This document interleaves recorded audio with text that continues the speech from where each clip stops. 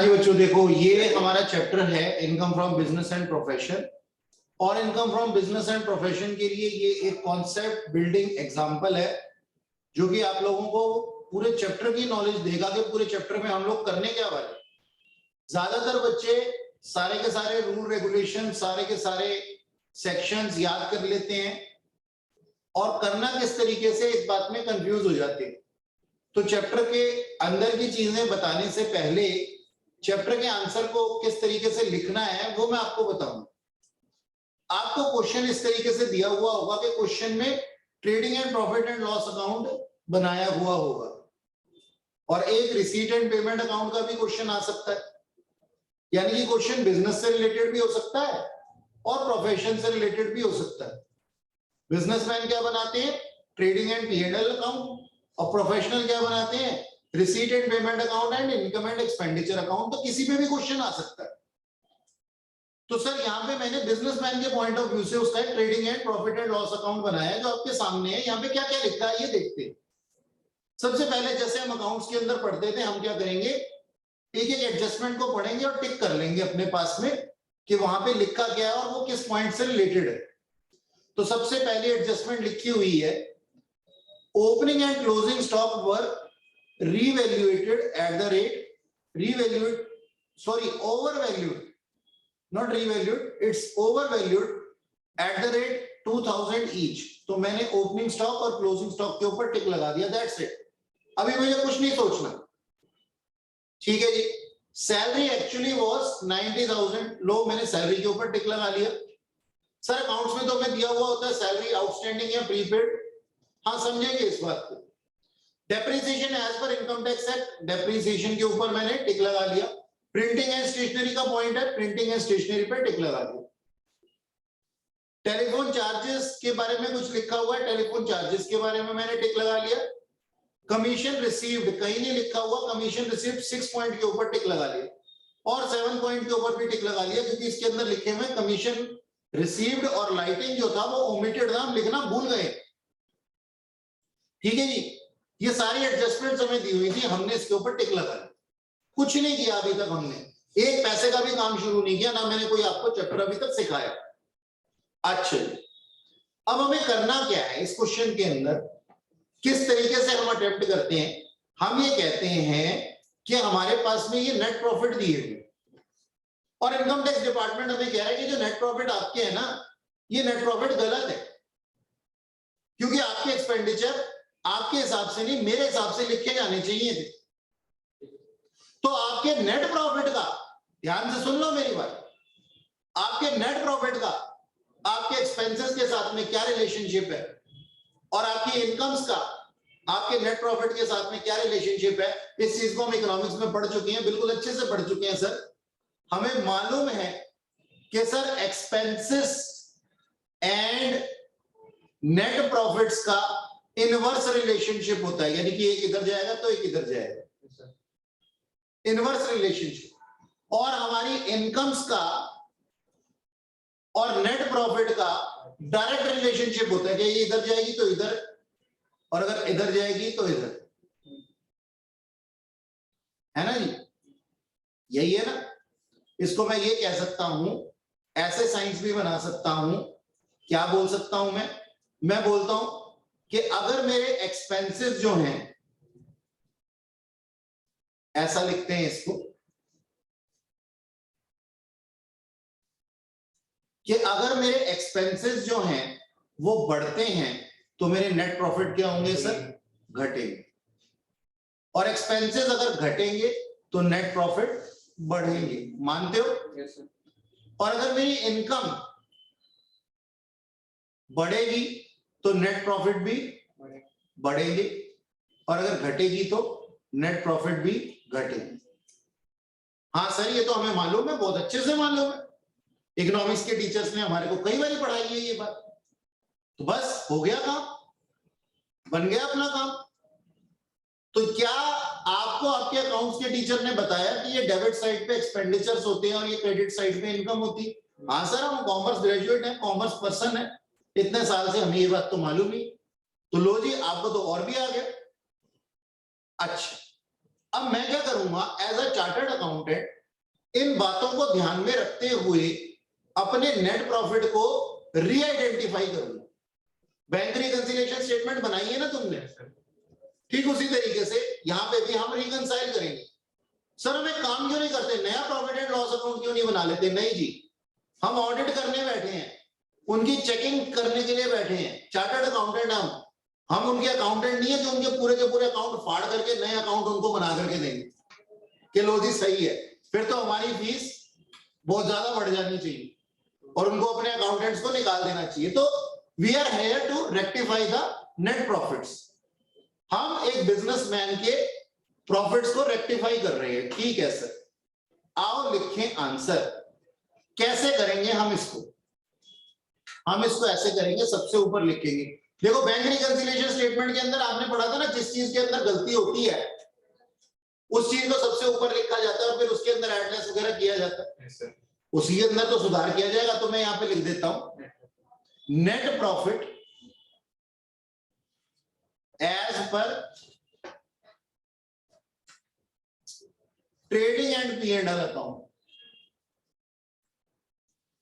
वो मुझे पता नहीं कितने, क्योंकि वहां पे मैंने क्रॉस क्रॉस क्रॉस लगाया हुआ था, ठीक है जी, यहां पे लगाया हुआ था मैंने,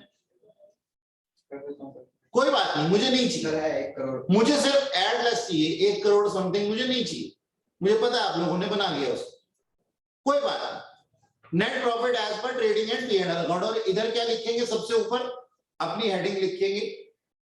क्या हेडिंग आएगी sir? Computation of income from business and profession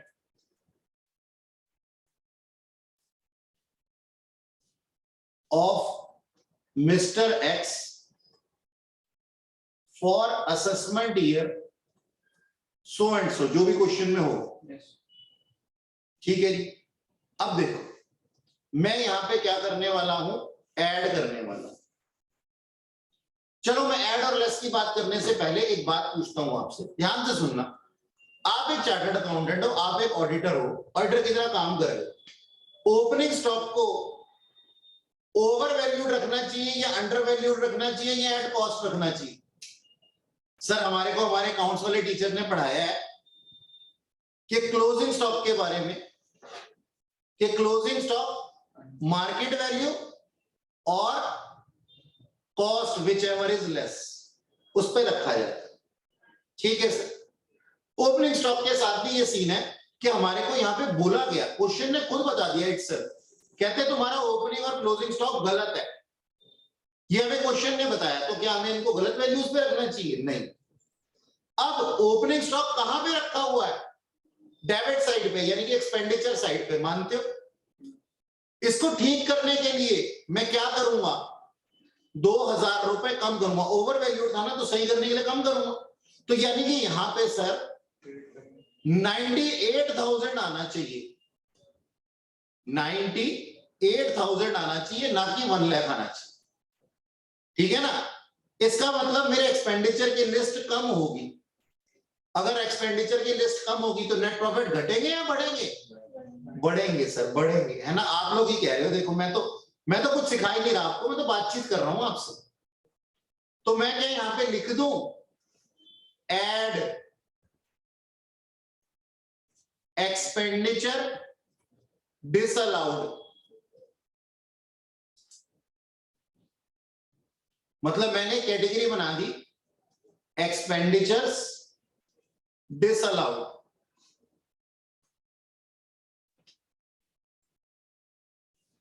but appearing in P&L account, यानी कि ट्रेडिंग एंड P&L अकाउंट। और इसके अंदर सबसे पहला एक्सपेंस मेरे को मिल गया क्या? Opening stock. मानते हो कितना? 2000 रुपए से ओवर वैल्यूड था, अगर इसको सारी सही करने के लिए कम करूंगा तो मेरे नेट प्रॉफिट बढ़ जाएंगे। देखो मैंने भी तो ऐड ही लिखा हुआ, तो यानी कि नेट प्रॉफिट के ऊपर फर्क सोचना है अपनी इनकम और एक्सपेंस का। हाँ सर हम समझ गए, आगे चलते हैं। क्या वेजेस के बारे में कुछ दिया हुआ है? नहीं sir. Purchases, octroi, carriage, bad debts, इनके बारे में दिया हुआ है? नहीं। और क्या आपकी नजर में ये बिजनेस एक्सपेंडिचर हैं? हाँ हैं। तो क्या ये यहाँ पे आने चाहिए थे? हाँ सर आने चाहिए थे। क्या ये यहाँ पे आए हुए हैं? हाँ सर आए हुए हैं। तो क्या इनका कुछ करना है? नहीं सर इनका कुछ नहीं करना। जिनके बारे में कुछ नहीं बोला हुआ इनके बारे में कुछ नहीं करना, क्योंकि ये हमारे बिजनेस एक्सपेंडिचर भी थे और यहाँ पे आए भी हुए। Okay.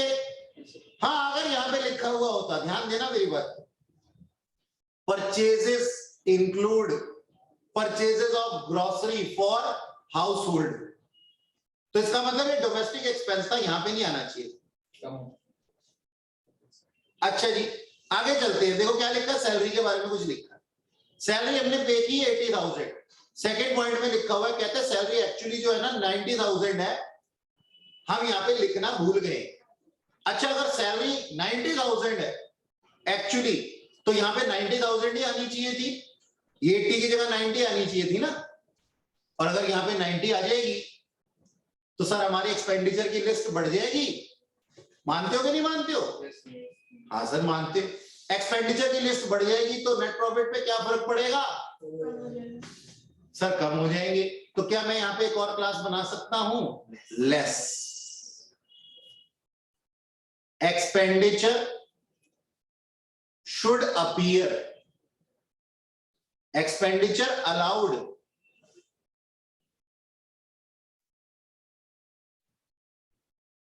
in P&L account but not appearing in it.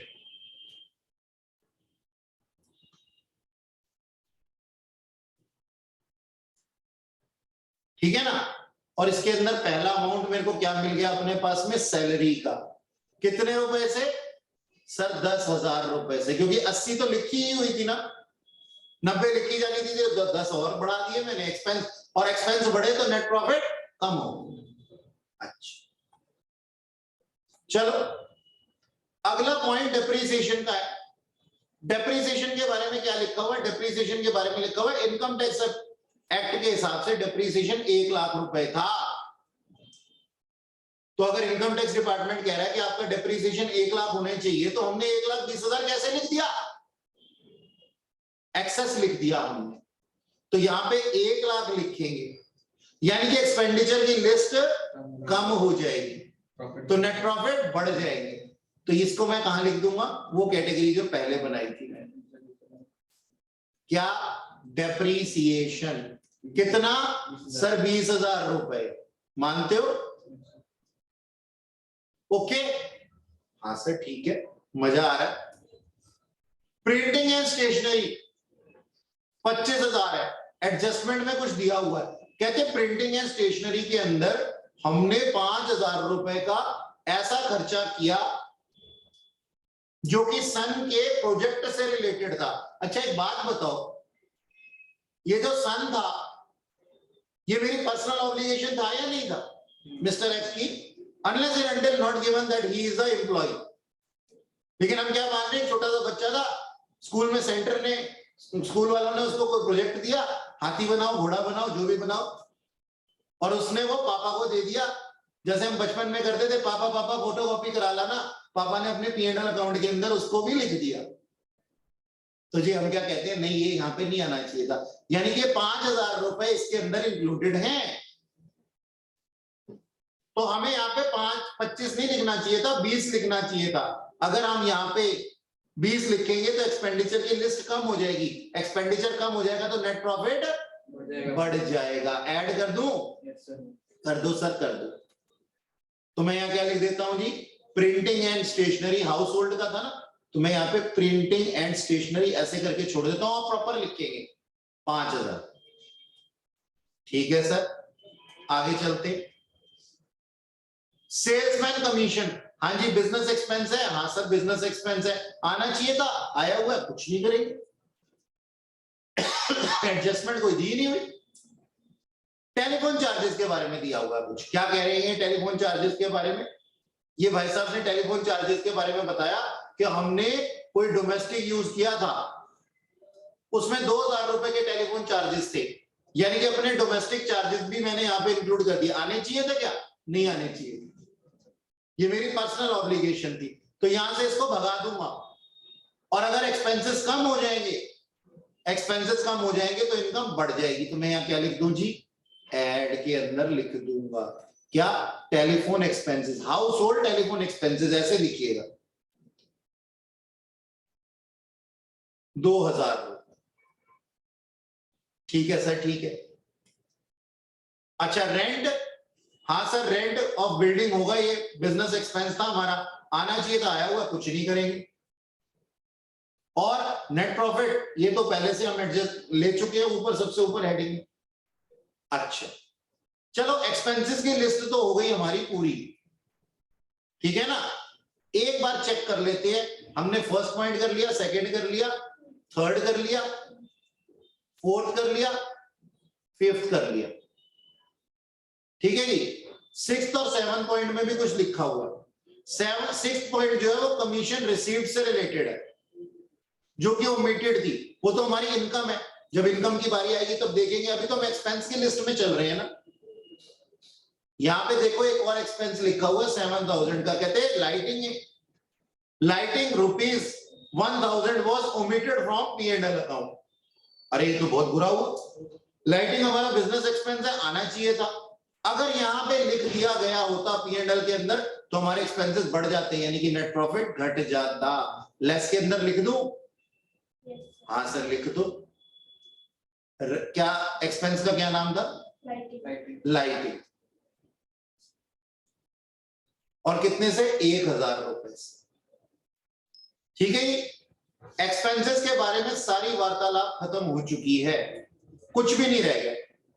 तो मैं इनका ना टोटल कर देता हूं, पकड़ कर मैं इनका टोटल कर देता हूं। ये राज कितना? 22 और 5 27 29, 29,000 मेरे नेट प्रॉफिट के अंदर ऐड हो जाएगा, और 11,000 मेरे नेट प्रॉफिट के अंदर से माइनस हो जाएगा। कोई शक? ठीक है जी, सही जा रहे हैं अपन, ओके। अब आते हैं जी इनकम के पास में। इनकम के पास में हाँ जी, इनकम के बारे में, सेल्स हमारी बिजनेस इनकम होती है, आनी चाहिए थी, आई हुई है, कुछ नहीं करेंगे। क्लोजिंग स्टॉक, इसके बारे में लिखा हुआ 2000 रुपए ओवर वैल्यूड है, कम करेंगे। इनकम साइड का बैलेंस अगर कम करेंगे तो नेट प्रॉफिट पे क्या फर्क पड़ेगा? कम हो जाएगा, है ना, मानते हो ना। तो इनकम साइड लिखा हुआ था क्रेडिट साइड, बैलेंस कम करेंगे तो क्या हो जाएगा सर? नेट प्रॉफिट भी कम हो जाएगा। तो मैं यहां पे एक और कैटेगरी बना देता हूं, लेस। क्या लिख दूं यहां पे? यहां लिख देता हूं इनकम, बोलो क्या लिखूं? इनकम अलाउड या disallowed? Income not allowed. Over valuation allowed था क्या? नहीं ना। Income not allowed in P&L account but appearing in it.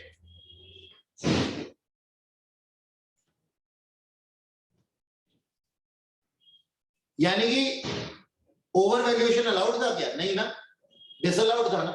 तो हम क्या कहते हैं? ऐसी इनकम जो अलाउड नहीं थी P&L अकाउंट में लेकिन दिखाई गई है, उससे हमारे नेट प्रॉफिट पे क्या फर्क पड़ेगा? हम इसको माइनस कर देंगे। तो यहां पे सबसे पहला मेरे को क्या मिल गया?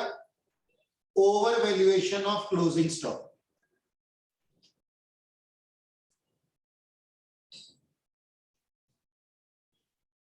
कितने से सर? 2000 रुपए से। ठीक है जी, आगे बढ़ते। डिस्काउंट रिसीव्ड, हाँ सर ये हमारी बिजनेस इनकम थी, आनी चाहिए थी और आई हुई है, कुछ नहीं करेंगे, ठीक है ना। और डिविडेंड रिसीव, क्या ये हमारी बिजनेस इनकम है? नहीं सर, ये तो हमारी इनकम फ्रॉम अदर सोर्सेज है। डिविडेंड इनकम अर्न करना हमारा बिजनेस थोड़ी था। ये तो हमारी अदर सोर्स की इनकम है, हम कोई फाइनेंसिंग कंपनी थोड़ी थे। ऐसे ही इंटरेस्ट ऑन लोन आया होगा, रिसीव हुआ, क्या ये हमारी बिजनेस इनकम है? नहीं सर, ये हमारी इनकम फ्रॉम अदर सोर्सेज है। रेंट रिसीव किया हाउस प्रॉपर्टी पे, बिजनेस इनकम है? नहीं सर, ये तो हमारी इनकम फ्रॉम हाउस प्रॉपर्टी है कि नहीं? हाँ, प्लांट एंड मशीनरी को रेंट पे देना शायद हमारी इनकम हो सकती। समझ में आई बात? तो यहां पे कुछ ऐसी इनकम्स भी लिखी हुई थी जो कि हमारे P&L अकाउंट में नहीं आनी चाहिए थी। अच्छा, अगर नहीं आनी चाहिए थी तो अननेसेसरी आकर के इन्होंने नेट प्रॉफिट पे क्या इफेक्ट दिखाया होगा? सर नेट प्रॉफिट बढ़ा दिया होगा। आज चार्टर्ड अकाउंटेंट क्या करेंगे? सर इनको कम कर देंगे, भगा देंगे यहां से। ठीक है जी, तो भगा देंगे इनको यहां से, तो क्या हो जाएगा? हमारा एक्सपेंस, हमारी इनकम कम हो जाएगी। इनकम कम हो जाएगी तो क्या हो जाएगा? नेट प्रॉफिट भी कम हो जाएगा। तो सबसे पहला मैं क्या कह सकता हूं जी? डिविडेंड रिसीव्ड, इंटरेस्ट रिसीव्ड और इनकम फ्रॉम हाउस प्रॉपर्टी।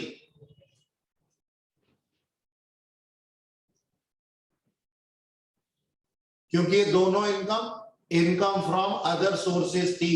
ये जब इनकम फ्रॉम अदर सोर्सेज का हेड आएगा वहां पे लिखी जाएगी। ये हमारी बिजनेस इनकम का पार्ट नहीं है। ठीक है जी, यही 3 चीजें थी ना? हाँ जी, यही 3 चीजें थी। 1.5 लाख, 2 लाख और 2 लाख। 1.5 लाख, 2 लाख और 2 lakh.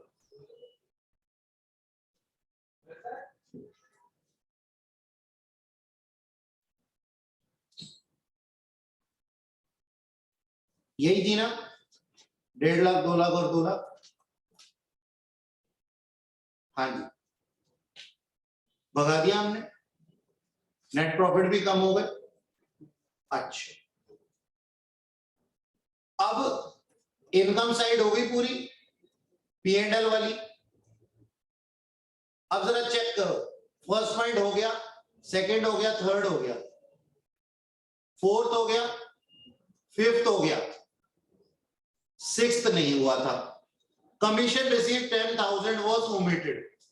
Commission received is a business income और ये यहां पे आनी चाहिए थी। आ जाती तो हमारे नेट प्रॉफिट बढ़ जाते। नेट प्रॉफिट पे क्या फर्क पड़ता? बढ़ जाते। यानी कि प्रॉफिट एंड लॉस अकाउंट में लिखी जानी चाहिए थी। तो इसको मैं क्या कर दूंगा? नेट प्रॉफिट में ऐड कर दूंगा और हेडिंग क्या बना दूंगा? Income allowed in P&L account, income allowed in P&L account but not appearing in it। और ऐसी इनकम कौन सी इनकम है? Commission receive. कितना था? 10,000। हो गया जी पूरा क्वेश्चन। अब तो कुछ नहीं बचता। अब आउटर कॉलम में ले आते हैं, लेस 5,50,000। 5,52,000 कहां से आया? ऊपर 2,000। हाँ, ऊपर 2,000 भी। 5,52,000 और पॉजिटिव वाला 10,000। अब ये जो हमारे आंसर आएंगे, ये हमारी आएगी income from business and profession. Income from business and profession as per income tax. यानी कि इसको हम अपनी income from business and profession कह सकते हैं। ठीक है जी, ये है पूरा का पूरा हमारा आंसर। जो हमारे नेट प्रॉफिट थे, उसके अंदर 29,000 ऐड होंगे, 11,000 माइनस होंगे, 5,52,000 माइनस होंगे और 10,000 ऐड होंगे। फिर जो अमाउंट आ जाएगा वो income from business and profession आ जाएगा। बोलो जी, समझ में आया? हाँ सर ये तो आसान चैप्टर है, हमारे सीनियर्स ने तो हमें डरा के रखा हुआ था काम का। पीजीवीपी, अरे कुछ नहीं है पीजीवीपी, बस ये एटलस का ध्यान रखना है और 15 नंबर तुम्हारे मुफ्त के। अब ये एटलस का ध्यान रखा कैसे जाएगा, हम सारे प्रोविजन पढ़ेंगे और सारे चैप्टर में हमें यही बताया जाएगा कि कौन से एक्सपेंसेस अलाउड है, कौन से एक्सपेंसेस डिसअलाउड है, कौन सी इनकम अलाउड है, कौन सी इनकम डिसअलाउड है। हम उन सेक्शंस को याद करेंगे, लर्न करेंगे और इसी हिसाब से ट्रीटमेंट करेंगे और पूरे 15 नंबर अपने। बात समझ में आई? तो ये है हमारा income from business and profession, और जो कि बिल्कुल भी मुश्किल नहीं है। आप लोग इसको अगर नोट नहीं किया जिस बच्चे ने, ये हमारा क्वेश्चन है, स्क्रीनशॉट ले सकता है।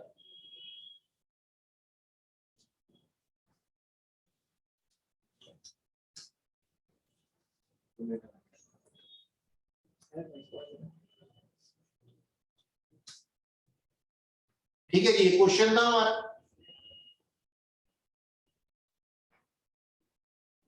और उसके बाद ये हमारा आंसर था।